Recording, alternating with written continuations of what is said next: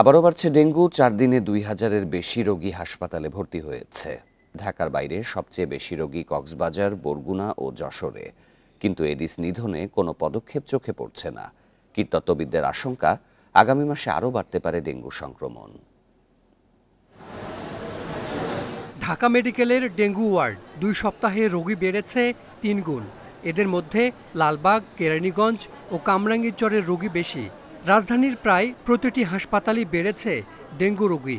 অনেকে ডেঙ্গু রোগে আক্রান্ত হয়ে শকে চলে যাচ্ছে, কিন্তু তারা আসলে বুঝতে পারতেছে না যে তারা ডেঙ্গু রোগে আক্রান্ত।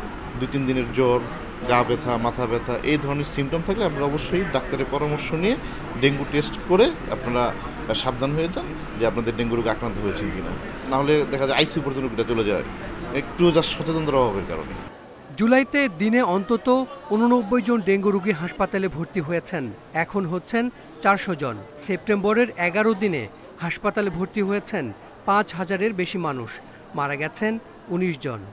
যেভাবে বৃষ্টির প্যাটার্নটা যদি দেখি কিছুদিন থেকে, সেইটাও যদি আমরা লক্ষ্য করি, সেই ক্ষেত্রেও দেখা যাবে যে এই বৃষ্টির প্যাটার্নটারও একটা ভূমিকা এই ডেঙ্গি ইনফেকশনের আপসার্চের হতে পারে আর কি। এখন পুরো বাংলাদেশে যেহেতু ইনফেকশনটা ছড়িয়ে গেছে, সেই ক্ষেত্রে আমাদের ভেক্টর কন্ট্রোলেরও পদ্ধতিটা বা মডালিটিটা একটু ডিফারেন্ট হবে।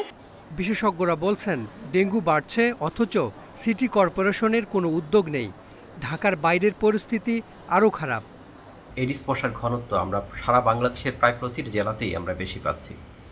এডিস মশার ঘনত্ব, বৃষ্টিপাত, আর্দ্রতা, তাপমাত্রা এবং ডেঙ্গু রোগী এই কয়েকটি মিলে আমরা যে একটি ফরকাস্টিং মডেল তৈরি করি, সেই ফরকাস্টিং মডেলে স্পষ্ট দেখতে পাচ্ছি যে আমাদের সেপ্টেম্বর মাস জুড়েই ডেঙ্গুর প্রকোপ থাকবে এবং এটিকে সেপ্টেম্বরে নিয়ন্ত্রণ করতে না পারলে অক্টোবর মাসেও পরিস্থিতি খারাপ হবে। এবছর হাসপাতালে ডেঙ্গু রোগী ভর্তি হয়েছেন 17,000-এর বেশি, মারা গেছেন 102 জন। Hasan Misbah, Independent News, Dhaka.